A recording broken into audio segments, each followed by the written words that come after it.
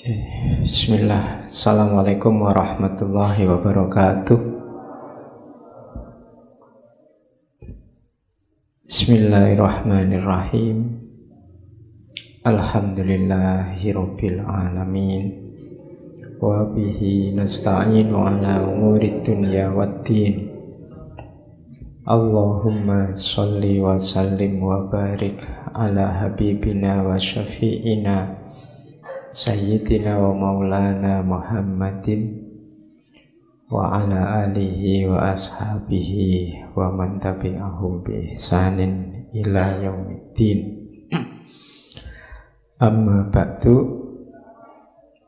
Bismillah, kita awali ngaji kita malam hari ini pas di hari libur, hari Isra Mi'raj. Harusnya temanya Isra Mi'raj ya. Cuma ya enggak apa-apa, kita cari tema lain. Ya yang penting kita ambillah sedikit hikmahnya Isra Mi'raj dalam kehidupan kita. Sebenarnya ada banyak pelajaran yang bisa kita ambil dari peristiwa besar Isra Mi'raj itu. Ya selama ini kita menikmati Isra Mi'raj itu hanya sebagai hari libur. Banyak momen-momen penting yang kita nikmati hanya sekedar sebagai hari libur. Masih ada 1 Muharram, masih ada Maulud Nabi, Hari Raya Idul Fitri, Idul Adha. Kita temui momen-momen itu setiap tahun hanya sebagai libur. Termasuk Isra Mi'raj ini. Ya banyak kapan-kapan kita ngaji itu ya. Ibnu Arabi pernah nulis tentang Isra Mi'raj itu secara ruhaniyah. Beliau nulis kitab yang judulnya Al-Isra ila Maqamil Asra. Itu perjalanan rohaninya seorang sufi dengan benchmarknya peristiwa Isra Mi'raj. Dari Isra Mi'raj kita juga bisa belajar bagaimana akal itu sangat terbatas. Isra Mi'raj itu salah satu mukjizat, makanya ayat yang menjelaskan Isra Mi'raj itu kan diawali dengan kata-kata subhana. Subhanalladzi asra bi abdihi lailan dan seterusnya. Maha suci Allah, maha besar Allah, menunjukkan kebesarannya Allah. Karena itu kalau ada yang tanya, apa masuk akal Pak Isra Mi'raj itu? Harus tidak masuk akal, wong itu mukjizat. Kalau mukjizat kok masuk akal berarti biasa-biasa saja. Dia memang harus luar biasa. Jangan-jangan itu rohani saja Pak, bukan jasmani. Kalau rohani saja tidak luar biasa.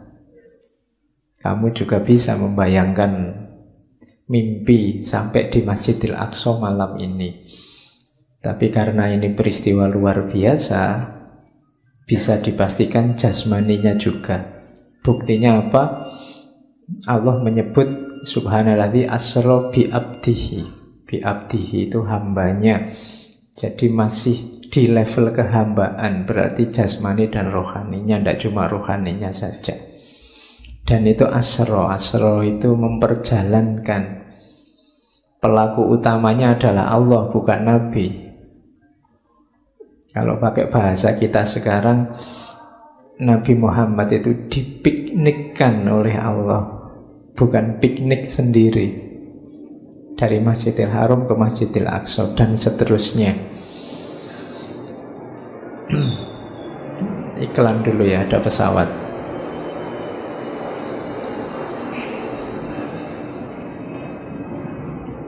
Ya termasuk gimana level-level perjalanan rohani kita. Kalau di Isra Mi'raj kan ada cerita ketemu para nabi itu kan. Dan urut para nabi itu urut semacam perjalanan rohani. Di langit pertama ketemu Nabi Adam, di langit kedua ketemu Nabi Isa dan Nabi Yahya, Di langit ketiga ketemu Nabi Yusuf. Di langit keempat ketemu Nabi Idris, simbol intelektualitas. Nabi Yusuf simbol kematangan. Nanti Nabi Isa, Nabi Yahya simbol kepemudaan, gairah. Kemudian di langit kelima ketemu Nabi Harun yang pinter orasi, pinter ceramah.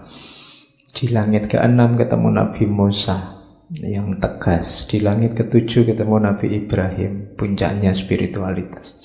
Ini momen-momen perkembangan rohani. Ada maknanya, cuma kapan-kapan saja yang ngomong itu.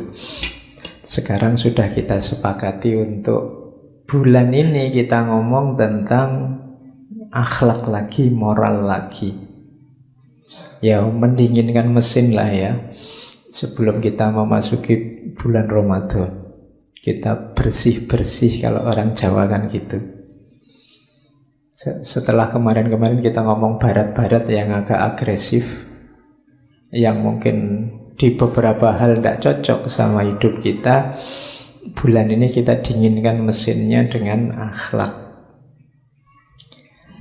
Kebetulan malam ini kita ketemu kakek kita sendiri dari Indonesia. Kita ketemu beliau. Insya Allah sudah sangat terkenal dan sangat kita kenal. Profesor Dr. Haji Abdul Karim Amrullah. Saya tidak harus banyak cerita tentang beliau ini, pasti kalian sudah tahu. Kalau belum tahu, kebangetan. Ya, kalau di toko-toko yang lain saya kasih pengantar lahir kapan, momen-momen krusial dalam hidupnya kapan. Kalau ini saya kira tidak usah. Kalau ada yang masih belum, cepat-cepat setelah ini pulang dibaca ya riwayat hidup beliau. Bagaimana perjalanan hidup beliau. Akan ada banyak momen yang sangat banyak yang bisa kita teladani. Oke, cuma malam ini kita tidak akan bahas semua. Saya hanya bawa satu bukunya beliau, Lembaga Budi. Sedikit saya cerita tentang budinya Hamka ini. Hamka ini dikenal sebagai tokoh yang selain istiqomah, beliau juga budinya baik. Mudah memaafkan. Kemudian tidak kaku dalam beragama. Ada cerita Hamka ini nanti aktivitasnya dari Masyumi, nanti kemudian Muhammadiyah. Tapi banyak cerita tentang bagaimana kalau urusan yang ikhtilafiyah, Hamka ini toleran. Beliau banyak disengsarakan oleh rival-rival politiknya, tapi nanti di akhir hidupnya bisa memaafkan. Bahkan rival-rival ini minta tolong beliau, seperti Soekarno, Muhammad Yamin. Itu di akhir-akhir hidup mereka inginnya disolati dan didoakan oleh Hamka setelah meninggal. Termasuk sama Pak Pramudia. Pak Pramudia itu dulu sama Hamka ada sedikit masalah karena lewat hariannya Pak Pramudia, Hamka ini nanti diserang, dituduh plagiat. Cuma nanti belakangan waktu Pak Pram ini mau mantu, anaknya namanya Astuti, sama Pram calon mantunya disuruh belajar agama dulu ke Hamka. Dan sama Hamka tidak apa-apa, tidak mentang-mentang dulu mantan musuh lah kok enak, tidak ada gitu. Tetap diajari, diislamkan. Itu budi namanya. Oke, kenapa judulnya bukan akhlak tapi lembaga budi? Itu perlu kita bahas. Budi itu dari bahasa Sanskerta. Ya, masih ingat kan Buddha itu mengalami pencerahan di bawah pohon Bodhi, masih satu akar kata. Kita juga punya istilah budaya, masih satu akar kata. Orang zaman dulu di naskah-naskah buku-buku ilmiah zaman dulu sering pakai istilah tidak cuma akal, tapi selalu akal budi. Tidak sekedar rasio, tapi ada kalimat budinya. Kemudian ada juga budi pekerti. Itu kalian harus cari rahasianya. Jangan-jangan orang dulu lebih arif daripada kita dalam penggunaan istilah-istilah. Budi dari bahasa Sanskerta kadang diartikan akal memang, tapi lebih dekat pada makna kesadaran atau akal yang sadar. Itu budi. Makanya ada budi pekerti, berarti tindakan yang dilandasi oleh kesadaran. Dan itu nanti hasilnya ya bermoral. Ada juga akal budi. Jadi akal yang dijalankan dengan penuh kesadaran, penuh pertanggungjawaban. Jadi di buku-buku filsafat zaman dulu itu juga pakai istilah akal budi, tidak cuma akal. Apalagi akalnya double, nanti lahirnya akal-akalan. Kalau sudah akal-akalan bukan akal lagi. Ya, makanya kita ada hutang budi. Tidak ada istilah hutang akal. Hutang budi itu berarti ada orang berbuat baik pada kita, kita merasa bertanggung jawab untuk balik melakukan perbuatan baik juga. Saya lupa itu pernah lihat film yang perbuatan baik di model kayak MLM.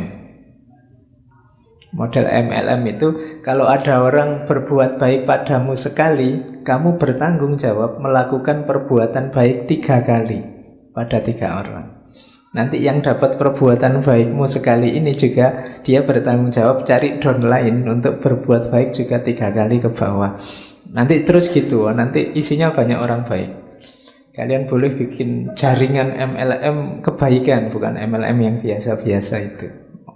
Itu kan inspiratif. Jadi kalau cuma yang baik-baik ya, bukan yang jelek-jelek. Nanti orang nyontekin kamu sekali, saya contekkan ke teman yang lain 3 kali, nah gitu. Ya, nanti kamu di-share video gitu-gitu sekali, tak share ke 3 teman yang lain, tidak begitu. Perbuatan baik ya, bukan share yang ceramah kebaikan itu. Karena kadang-kadang yang ceramah itu ya nyebeli juga. Oke, kita lihat bukunya Hamka, Lembaga Budi.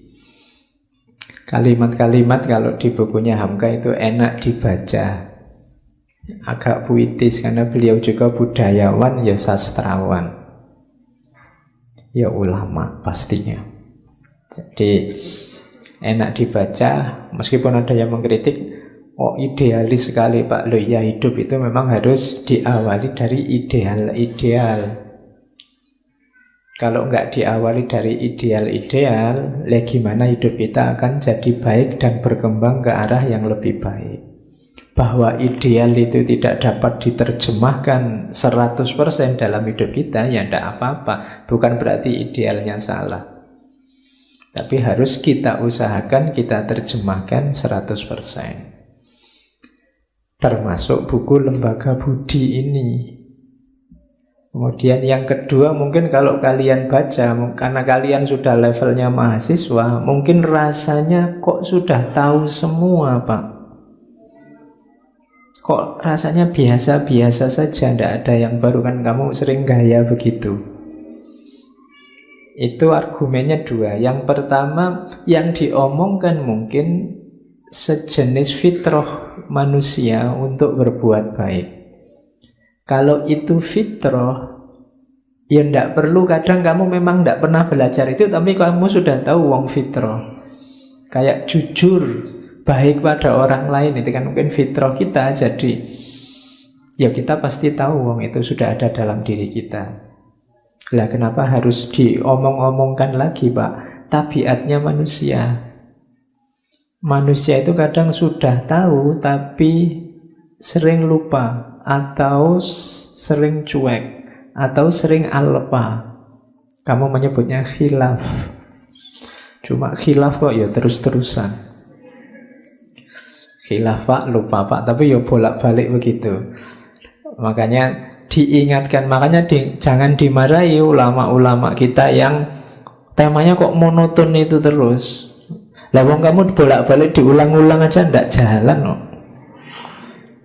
Dikasih tahu yang itu saja itu ndak jalan. Makanya mereka butuh untuk diulang-ulang.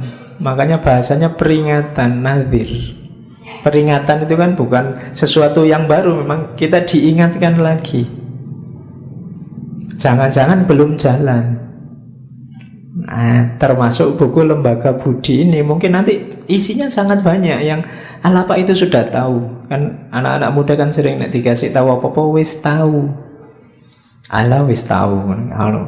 Ya wis tahu, tapi kamu butuh diulang-ulang lagi, wong kamu belum jalan, belum operatif. Buktinya apa? Di Indonesia ini kan masalah berulang-ulang. Seperti saya bilang minggu lalu itu kan, kok rasanya nasihat tokoh-tokoh zaman dulu masih relevan ya Pak hari ini. Itu jangan-jangan bukan nasihatnya relevan terus, tapi hidupmu yang tidak berkembang sejak dulu.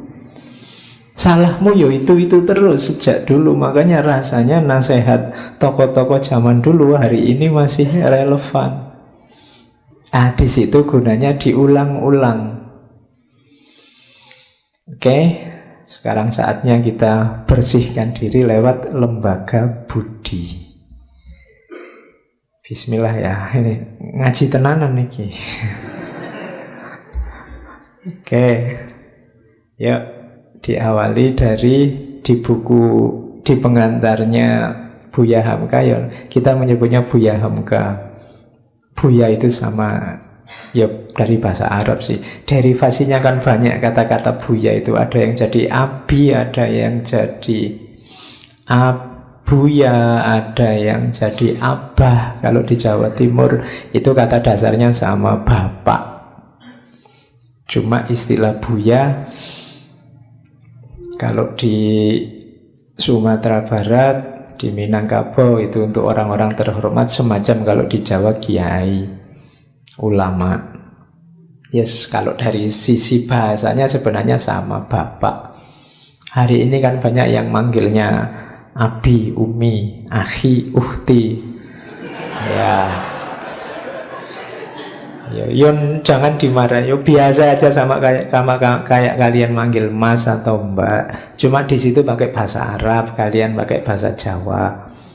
Abang, none itu ya biasa. Nggak apa-apa wong panggilan. Nggak harus ribut lah untuk urusan-urusan kecil.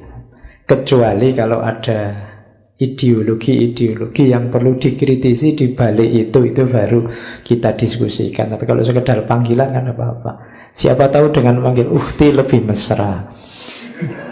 Ya, kalau manggil mbak kok rasanya non formal, tapi kalau kaifa ukhti itu kan lebih ya, lebih rasanya lebih solihah gitu. Oke. Iya toh. Oke, di bagian awal ya itu pasti bahwa Rasulullah itu tugas utamanya adalah akhlak. Itu kan hadis, innama bu'istu li utammima makarimal akhlak. Jadi akhlak ini, budi ini tugas utamanya Rasulullah. Maka siapapun yang ingin mensukseskan dakwah perjuangannya Rasulullah, jadikan akhlak sebagai pedoman. Oke. Jadi diingat-ingat ini ya, hari ini parameternya, ayo kita geser sedikit keislaman kita. Parameter pertamanya akhlak.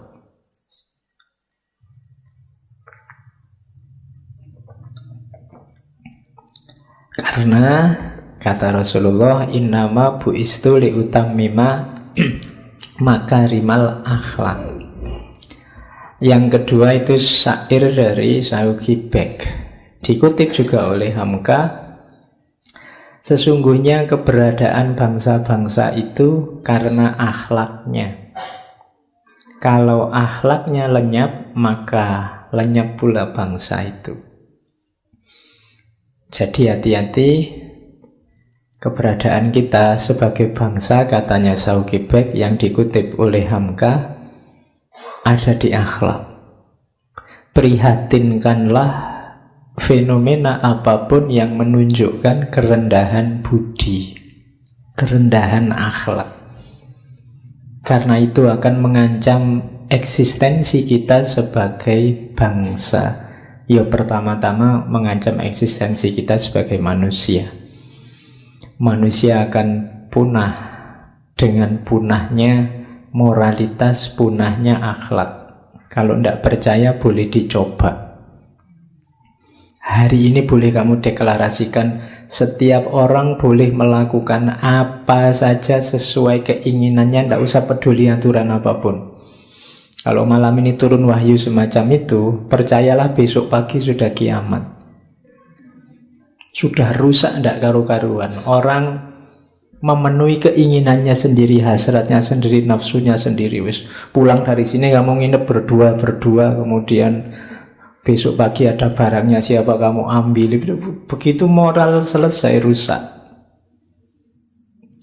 Kita punya beberapa kali pengalaman kerusuhan massa. Itu bukti paling nyata ketika orang tidak lagi peduli moralitas dan akhlak.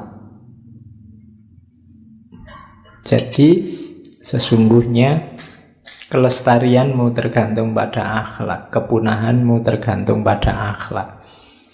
Ini sajaknya Saukibay. Maka kalau sekedar beda pandangan, beda pilihan calon presiden, beda pilihan caleg, tidak masalah. Kamu tidak harus terlalu galau, tidak harus terlalu gelisah.